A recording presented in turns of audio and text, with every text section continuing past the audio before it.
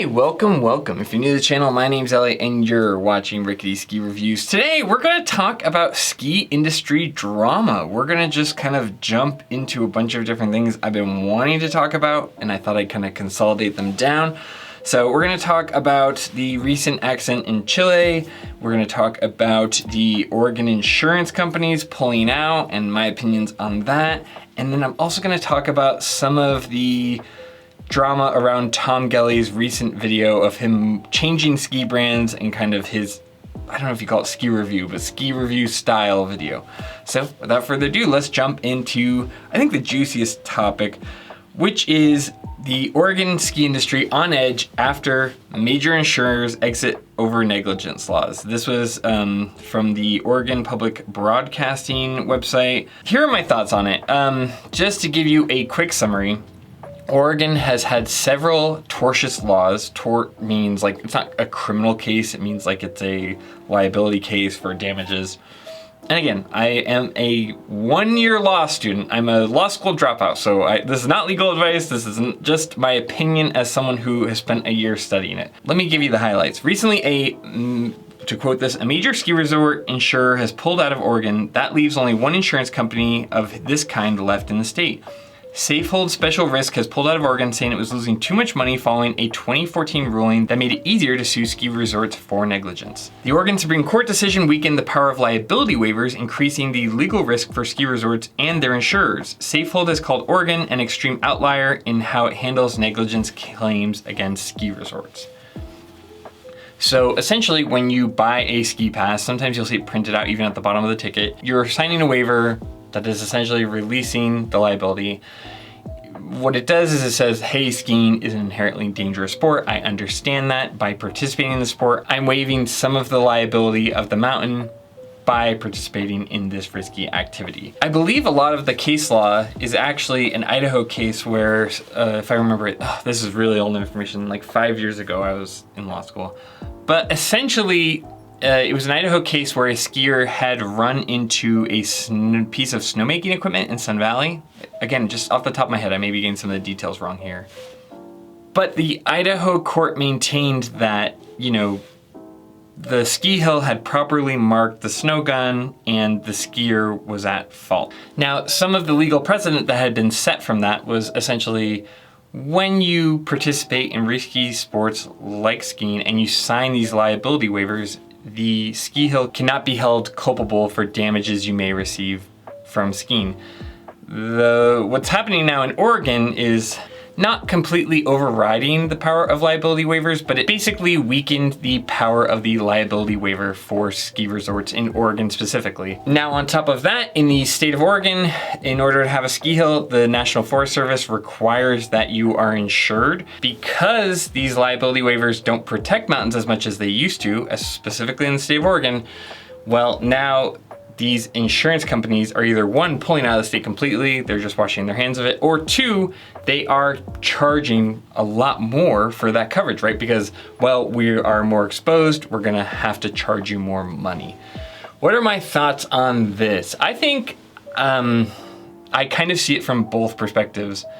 One, it is bad that we are essentially allowing these insurance companies to just have one in the area and it dictates recreation in the state. If you think about how much a ski hill or something like that drives commerce from local businesses, for real estate in the area, I mean, a lot of ski hills, like, that is their main draw, right? So how much is the local economy depending on that ski hill?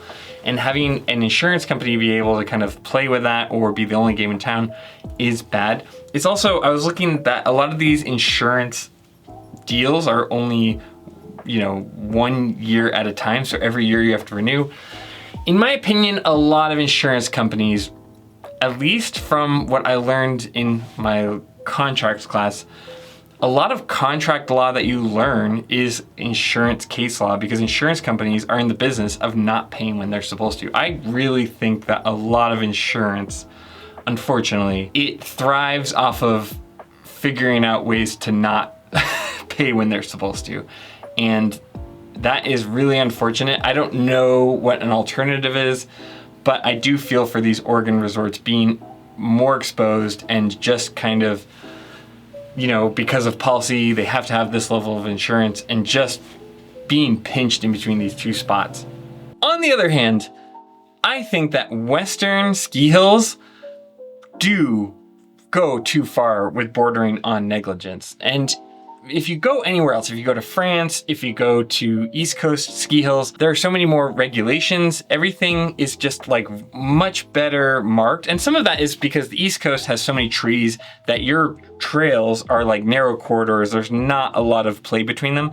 You go somewhere like a big Idaho mountain and you can blend lines. You have like a full 360 view of the mountain. You can just wander off more. There's obviously more snowfall, so there's more opportunities for avalanches. And then I look at France, which is, it has the Alps, you have these really big mountains, but once you go off of their kind of corridors and there's a clear sign, hey, once you go past here, you're on your own. At least if you stay inside of those boundaries, everything's well marked, you're not gonna run into something that's dangerous. Unfortunately, the West Coast is kind of in between both, where it's got big open hills, but it doesn't do that kind of signage.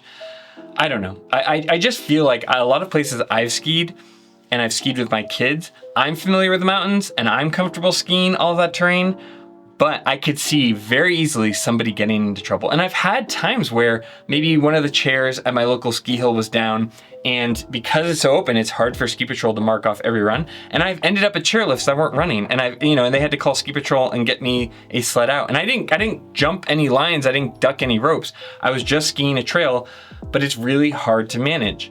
So I see it from both perspectives. Obviously, I don't want skiing to go anywhere, right? It's important, but I do find myself in certain situations where I go, if I was a beginner and I was on this terrain and I was stuck at a chair that is no longer running, or I ended up in one of these areas that the trail kind of guides you to or doesn't warn you about, it seems like, in my opinion, a lot of this could be improved upon. We just had that big strike with the ski patrol because Vail Resorts didn't want to pay the money.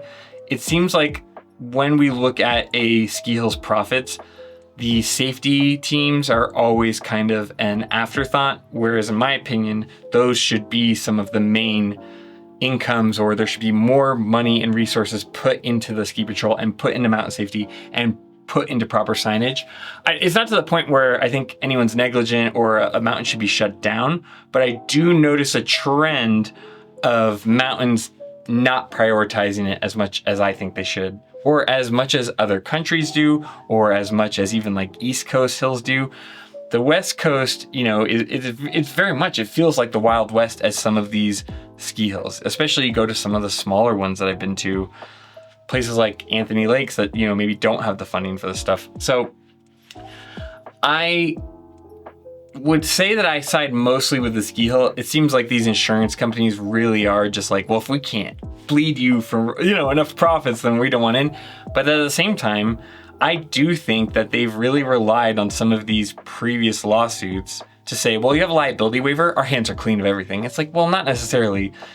Did you still have the same standard of care that a typical ski resort or an average consumer could expect, that this would be marked properly, that, snow blowing equipment would not be left out?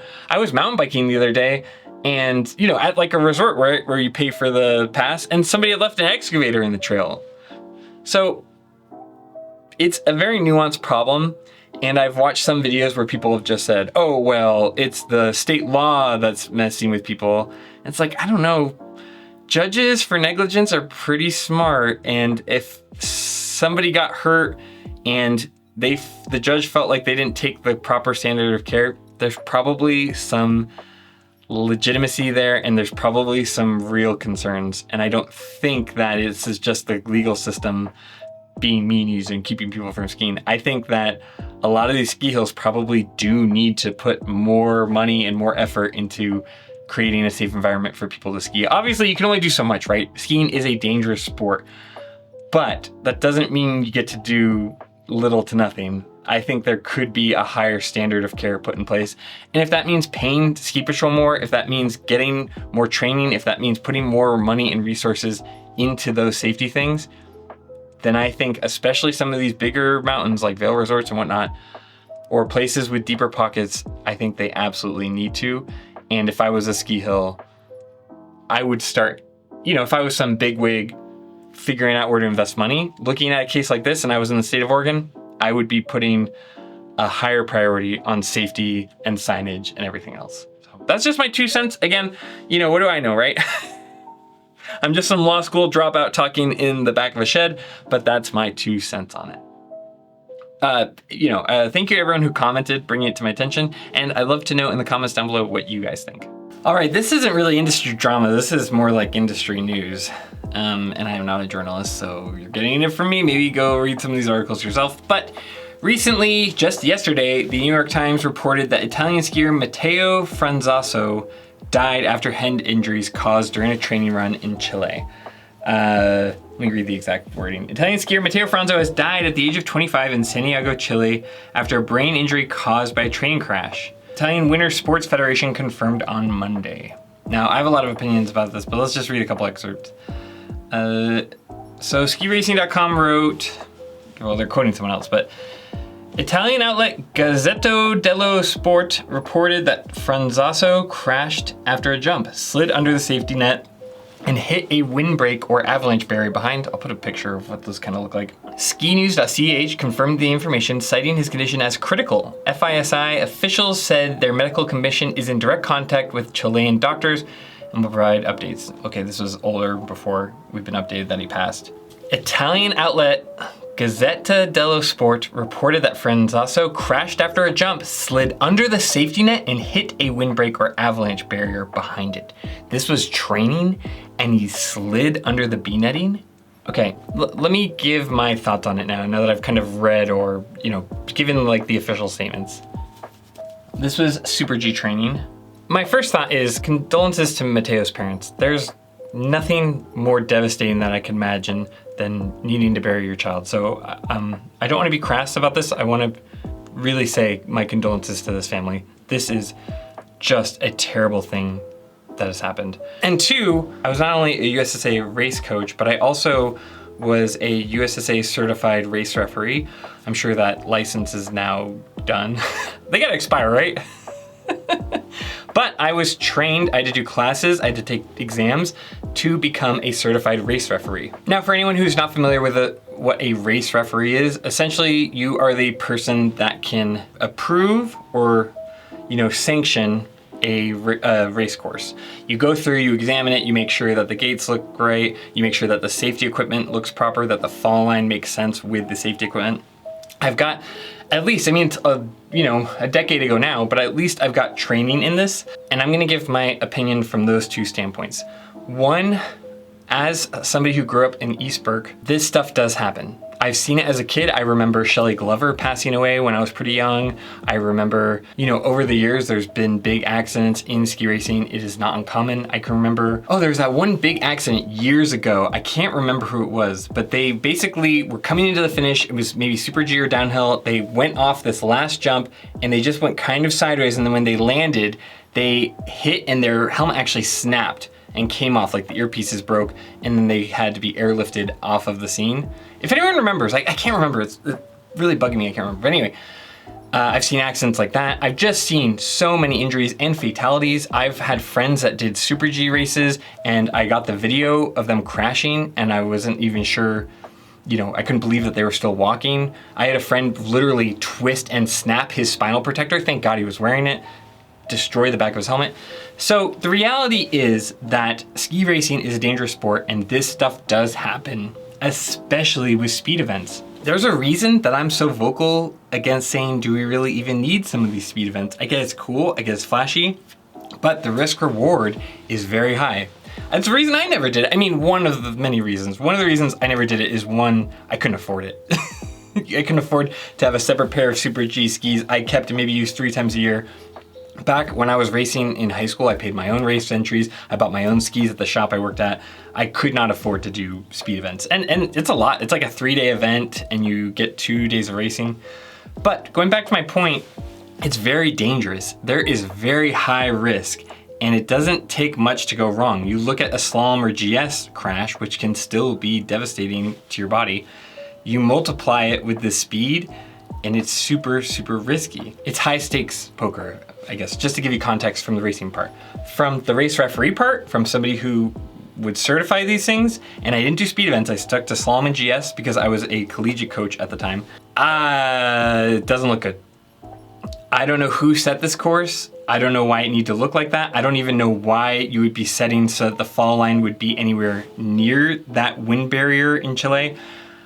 Again, I don't know. I haven't seen the crash, and honestly, I don't want to see the crash. I don't need to see anyone die. But I can't totally say for sure. Maybe the person who set the course did everything right, and this was just a freak accident.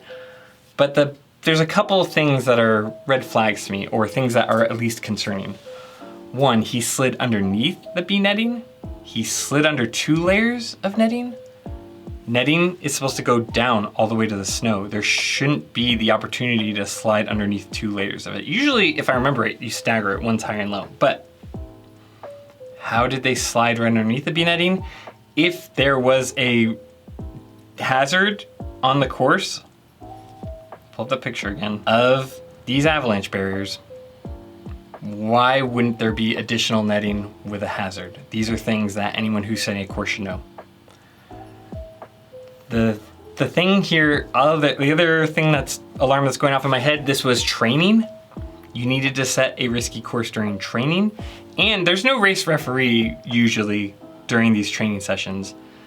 And maybe for speed there should be. I don't know that for sure. Typically, for GS and slalom at the college level, like a course setter would just be the coach. It doesn't necessarily even have to be a race referee. We just happened to also, I was the assistant coach of the college program and a race referee. But at the World Cup level, we really probably should be having race referees. If we don't, and somebody should have seen this and known better, especially at that level.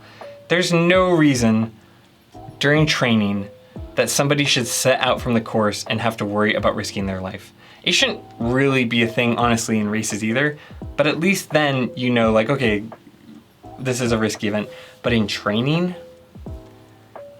there's just a handful of things to me that seem extremely unnecessary here. This was training, this was somebody going underneath the B netting, which is designed to grab people. I don't know. I don't know if there's ever been a case where a ski coach was held legally culpable, and I'm not sure if they could. Again, I'm not a lawyer, but this doesn't look good. This didn't need to happen. This was an unnecessary accident, at least knowing the facts I know now, operating off of the information I have. Maybe there's information I don't know, but this seems extremely unneeded. This was an unnecessary loss, and I'm really sorry for the families that this happened.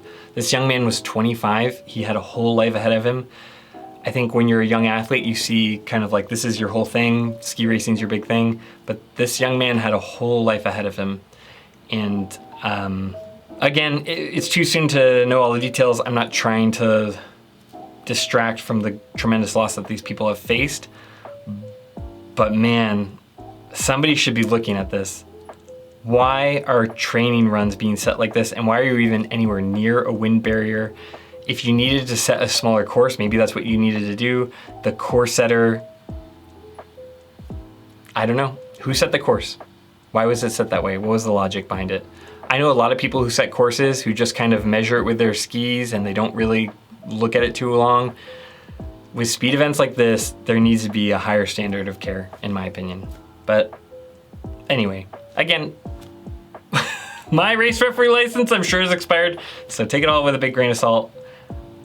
I've been very vocal about my dislike for some of these speed events. If you look at viewership, are people really watching downhill events a ton anyway compared to slalom and GS? The risk reward is so high. This just kind of adds to that point that maybe we don't need to be doing these speed events. Or if we're gonna do them, if you are somebody who wants speed events to exist, I really think that we should be re-examining how we're setting things and what level of care we are making course setters adhere to. This could have been a freak accident. Stuff happens, bindings pop out. It's a dangerous sport. So, you know, I'm not like making a judgment, but there's a few things here that are sticking out like a sore thumb to me. Would I have my kid do a speed event? No, absolutely not. I've foreran some speed events and done a couple of like Super G camps when I was younger, where they're not set as fast. And I think when I was in high school, I was trying to get onto a collegiate team. So they don't look at Super G points, they're just looking at Slalom GS. So I had a limited budget and I was just focused on that. And looking back on it now, I'm very grateful I didn't do it, and I would not let my kids do speed events. I'm not judging you if you do, right? Like, that's just a personal thing. It's the same reason I don't have my kids play high impact sports like football. It's just my preference. The risk reward to me doesn't measure out. But I think there's a strong argument that one of two things needs to change. Either we reassess whether or not we're even running these speed events, or we reassess the level of care that's provided for not only training, but the course setting. In my opinion, it seems like 2 nets was clearly not enough for this area. And from what I can understand going directly under the net, it seems like there either needed to be more netting or the netting needed to be better installed. I'll leave it at that. Again, this is an awful thing to read. I don't want to read these anymore. I don't want this stuff to happen. All right, moving right along to a little bit lighter fare. Now, I had my video talking about how ski influencers are basically full of it, and there was some really great feedback. There was a nice comment from KJ Reed saying, hey, you know, I'm trying to disclose and Atomic didn't pay me for this video. I love that. I've got nothing but respect for KJ for that comment. I thought that was awesome. You've got accountability. You've got him like actively doing better. He's marking all of his stuff as paid promotion. Chef kiss, shout out. There were a couple of comments on that video where people were like, oh, why did you use Stompa Tutorials? And Stompa Tutorials was just kind of in the peripherals. They just had a couple of videos where they've interviewed the Carve CEO that I didn't care for. But again, they weren't the focal point of the video. Just a couple of videos I've seen to demonstrate my point about bringing industry reps on. There's a lot of really great comments talking about it. And I appreciate the really cool discussion people had. It seems like people aren't too bothered by reps being on the videos. You could take it or leave it. I do think that it's best to disclose, like, you know, I included Out of Collective, but at least they disclosed, hey, this is sponsored content. So there's good and bad, but it was a great nuanced conversation and I really enjoyed it. Unfortunately, like a few days after that video came out, Tom Gellie put out a video, that's what we're gonna talk about next, why I chose to ski on a custom designed ski. And I've got a lot to say about this, but he got a lot of really negative comments in his comment section. Now, to give you a quick rundown, Tom basically announced that he was switching from Fischer skis over to a company called Original Plus, or O Plus for short. He said that what spurred it on was basically that his friend switched and he was interested, and they kind of reached out to him and he tried some and liked them and moved over. I am gonna start by saying I don't think Tom did anything wrong. He followed all the rules, he discloses via YouTube. I think that he kept his nose clean during this video, like he played it by the book. But I have some critique, and I think that the way that Tom handled this video got him a lot more heat than he even really deserved. Because as I said in my original video about influencers, influencers need sponsors. They need affiliate links to keep the lights on. The content they make is not free, and the content Tom makes is generally positive. It's helping people with their ski form. But his biggest issue was that he presented this video as a ski review or as an experience review, when it really just needed to be like a brand or channel announcement. He kind of goes for a walk, he's talking to his camera, and he's talking about how he liked Fischer skis, but he tried these O Plus skis and was really blown away by it, and that's what he's switching to.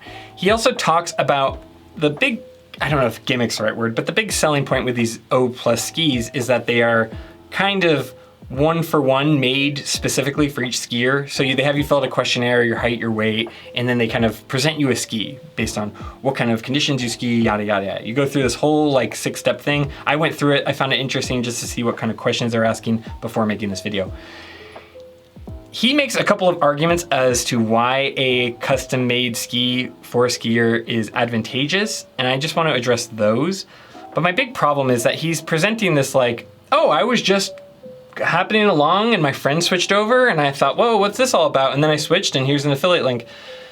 What he really should have done is said, hey, I am paid or not paid. He doesn't really fully disclose. It's promotional, but like the nature of the relationship isn't very clear in the video. So that's the first thing, is just like be clear.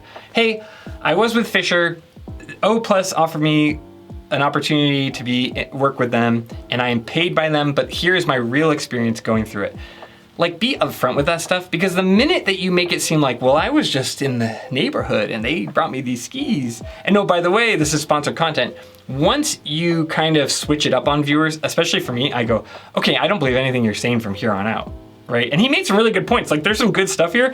He should have just opened it with that, like, hey, I have this relationship, so take that with a grain of salt, but now you know, now that we got it out of the way, let's talk about my experience. That would have been such a better way to approach that, and I think that's probably why he's getting so much heat in his comment section. The main feature he sells on is that the skis felt easy to ski. Easy. Here's the problem, when you format it like a ski review or like an experience review, or whatever you want to say, which it is formatted, like, using the word easy all the time is really frustrating. Oh, everything just felt easy. Easy doesn't tell me jack squat. I can't tell Tammy from Teresa what easy skiing means, you know? So that's one thing, like, just the language, and that's the other problem too with these influencers or people like Tom Gellie doing ski reviews. It's like, dude, you've only been skiing on Fishers for how many years, and now you're moving over to this? What is your frame of reference? You aren't comparing it to anything. And if you haven't been skiing a lot of other all mountain skis, how am I supposed to trust your opinion of what's good, what you like, and what you don't like, right? It's the same thing like when I first came off of racing and was only skiing on race skis, I had a pretty good bearing from going to the Mount Hood summer ski camps and working at them, because you would demo skis, partially to try things, but also because you're throwing salt and you don't want to destroy your own skis. But you would try a bunch of skis, right? And I'd have a pretty good frame of reference for race skis. But as soon as I went from racing to all mountain skis, I had no idea what I was talking about, no idea what I liked. And you have to get some mileage on different skis to have any kind of frame of reference. So that's a big problem. It's like, you're using language like, oh, it's easy. Yeah, anything compared to a race ski feels easy. So all in all, what do I think about this video? I think Tom tried to play by the rules, and I want to give him credit where it's due. I do wish that, like, it's like, okay, well, I labeled it on YouTube. Okay, but how many people are even really seeing that? I think if you wanted to do everything the best way possible for your audience here, you should just say, hey, I'm moving. I need, you know, channel sponsors help pay the bill so I can make this content. Here's why I picked this brand, and here's been my experience with this kind of ski so far.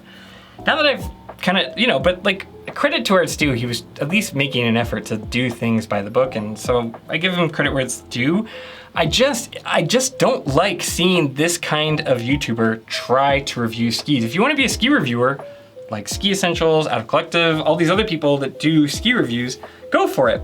But to have all this kind of content where you're focused on ski fundamentals and getting people into your training courses, and then, oh, conveniently, right as fall comes and people are starting to buy skis, and oh, come use my affiliate link, and this is my review. The fact that everybody just uses this time of year to put out product reviews and promote whatever sponsor they're working with is always just kind of seedy to me, and I hate it. And it's not useful for consumers, because somebody who's not really ingrained in the ski community will just say, oh, this is the only person talking about O+ skis.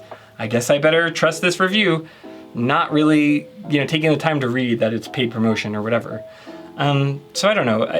On its face, it's fine, but the style of it and the way that it just kind of gradually, like, oh, I started doing my own questioning, and I called the guys and said, I'm in. You know, what makes this so special? And he's done it with a lot of other things. Oh, Car really is gonna give you this, and oh, ZipFit. And some of it's right, like ZipFit makes great liners. He's not wrong about that. But it just starts to add up over time where you go, oh, really? Okay, this will be the thing that'll bring my skiing. This is the thing that I need to like do if I want to take my skiing seriously. And eventually, at least for me, I can't listen to it anymore. I'm like, all right, you know, whatever he's into in the latest thing, that's the big thing he's gonna promote without bringing up any of the downsides, really. What do I think of O+, actually? You know, funny enough, I got an email from them, I think a month or two ago, asking if I wanted to review their skis. And I am on the fence about it at best. I have a few main concerns, and I haven't replied to their email yet, but let me just talk to you about my main concerns. And of course, I'm not gonna take money for the review. I never do that. But here are reasons I wasn't even sure about making a video about their skis. So my main concerns are that if I review one of those O+ skis, right, and I fill out their questionnaire to see what it was recommending me, how would I be able to guarantee that that product that you guys at home receive is the same or similar or at the same caliber to what I'm gonna receive? and I can't really do that. And that's one of my main hangups. Okay, I'm gonna make this review talking positively, but if you guys are getting something different and you're expecting it to be positive, then I'm kind of doing you a disservice. 2, the price is really high for an unknown. I wanna say, off the top of my head, it was like 1,200 euros or $1,600 US. I'll put the actual price down after when I edit. But that's a lot. That's a lot of money for an unknown ski brand for somebody just telling you we're custom making this for you. The third point, they have a history of bankruptcy, at least according to these articles. I believe the last one I have is in 2023. I'll cite that here down below. But, so there's some concern there. You look at skis like the Peak skis where when a company goes under, if you have a warranty claim in the next couple years, well, there's no one to honor that warranty. So that would be at least a mild concern for me. The other question I have, or concern I have, is how customized are these skis actually? The questionnaire to me implies that there are maybe a large amount, but a finite number of templates, right? If it fits this, it goes to here, here, and here. Are these really custom made to each person, or does it kind of funnel you down into one of, 30 ski templates that they have ready to go? Which is fine, but what happens if you happen to fall on one side of the chart when maybe ideally you would be on the other? It just creates some gaps for a perfect fit. And honestly, is there really any perfect fit with a ski? The whole premise to me is a little shaky at best. The final one I have is taste. Some people don't ski on what the chart tells them. I've known shorter, lighter skiers that absolutely rip on longer, denser skis. It's not an exact science, and your style of skiing can affect what you like. This was kind of, to me, in my opinion, it's a similar fundamental problem that Curated had. A form or algorithm deciding what you ski just isn't gonna understand enough nuance to get you into a proper fit. It may work great for some people, and maybe I should be more open-minded, but like Curated, I'm extremely skeptical. Which puts me in a bit of a predicament. O+ has requested that I review the skis. The problem I have is if I review these O+ skis, will what I say be accurate to the experience you get at home? And I don't want to create a piece of content that's going to mislead you guys into getting something that you're not expecting. The other side of that though is if Tom's video is the only kind of vouch for this brand and it appears like a ski review, even though it's not a ski review, do I then have a duty to review it so I can give an honest opinion about it without being sponsored by them? I can only review so many skis. It really, I haven't decided yet, but it's put me in a bit of a quandary. And that's the problem with some of these influencer reviews. I just saw one from Solomon that had Cody Townsend, and they labeled it a ski review, where he's just showing off his favorite ski, something that he likes and why he likes it.